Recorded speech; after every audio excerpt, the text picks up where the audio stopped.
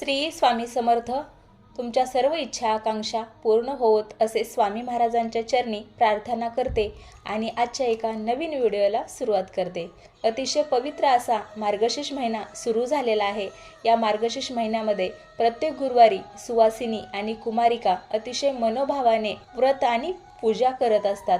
यामुळे आपल्या घरातील दारिद्र्य नाहीसे होते, घरामध्ये सुख समाधान लाभते, घरामध्ये जर कटकट भांडण होत असेल तर ते कमी होते आणि घरामध्ये लक्ष्मीचा अखंड वास राहतो. तर आज विनायक चतुर्थी सुद्धा आहे, म्हणजे गुरुवार आणि विनायक चतुर्थी हा अतिशय दुर्मिळ योगायोग आहे. या दिवशी जर तुम्ही एक छोटासा उपाय केला, त्याला आपण सेवासुद्धा म्हणू शकतो, हे जर तुम्ही केली तर त्याचा 100% फायदा तुम्हाला नक्कीच मिळतो. तर ही कोणती सेवा किंवा कोणता उपाय आहे ते या व्हिडिओमध्ये मी तुम्हाला सांगणार आहे.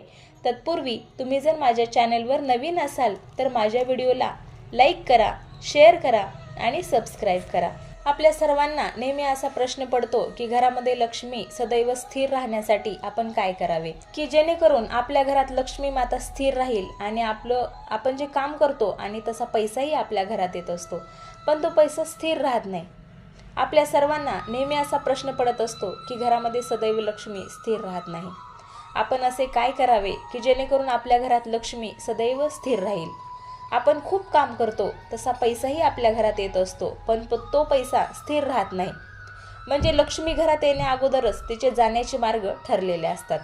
आज आपण आपल्या घरामध्ये आलेली लक्ष्मी कशी टिकून राहील किंवा लक्ष्मी प्राप्तीसाठी आपल्याला काय उपाय करता येईल हे आपण या व्हिडिओमध्ये जाणून घेणार आहोत. प्रथम तुम्हाला देवघरामध्ये जायचं आहे, एक आसन घ्यायचं आहे, देवाची पूजा करून घ्यायची आहे आणि त्यानंतर तुम्हाला एक स्वच्छ अशी सुपारी घ्यायची आहे.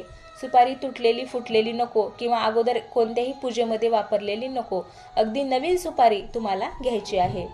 हिंदू धर्मात पूजेच्या वेळी सुपारीला विशेष महत्त्व आहे. पूजा झाल्यावर प्रथम उपासक गणेश आणि गौरीचे प्रतीक म्हणून सुपारी वापरतात.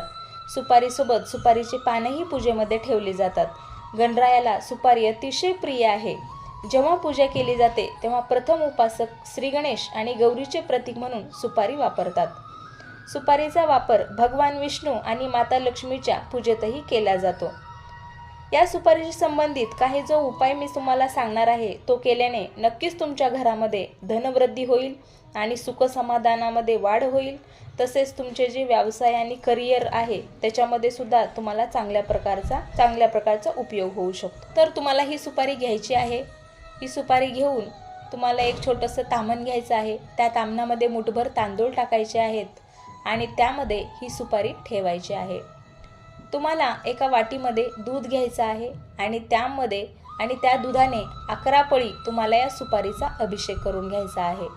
त्यानंतर 11 वेळा स्वच्छ पाण्याने ही सुपारी धुवून घ्यायची आहे आणि त्यानंतर एका वाटीमध्ये मुठभर तांदूळ घ्यायचे आहेत. त्यामध्ये 1 रुपयाचं नाणं ठेवायचं आहे आणि त्यावर ही सुपारी ठेवायची आहे. त्यानंतर या सुपारीला हळदी कुंकू अक्षता लावून धूप दीप अगरबत्ती लावून नमस्कार करायचा आहे आणि ओम श्री गणपते नमः या मंत्राचा तुम्हाला जप करायचा आहे. हा जप तुम्ही 11 वेळा किंवा 21 वेळा करू शकता. त्यानंतर ही सुपारी तुम्हाला देवघरामध्ये ठेवायची आहे आणि त्यानंतर या सुपारीचा दररोज 7 दिवस आजपासून 7 दिवस तुम्हाला या सुपारीचा असाच अभिषेक करायचा आहे. 7 दिवस झाल्यानंतर या सुपारीला आपण देवघरामधून घ्यायचा आहे. एक लाल कलरचा छोटासा कापड घ्यायचा आहे. तो स्वच्छ असावा किंवा नवीनच असावा, जुना खराब झालेला कापड घ्यायचा नाही. त्यानंतर ही सुपारी त्यामध्ये ठेवायची आहे.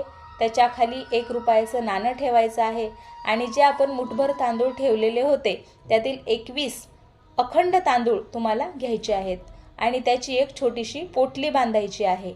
आणि ही पोटली तुमच्या घरामध्ये जिथे तिजोरी आहे, म्हणजे जिथं तुम्ही पैसे ठेवता त्या ठिकाणी तुम्हाला ही पोटली ठेवायची आहे.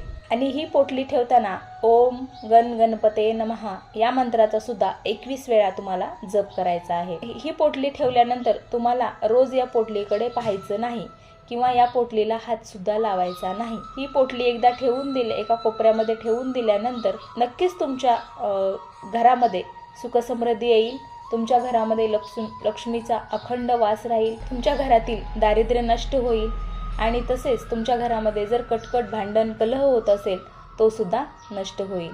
हा उपाय नक्की करून बघा. 8व्या दिवशी याचा 100% फळ तुम्हाला मिळेल. श्री गुरुदेव दत्त.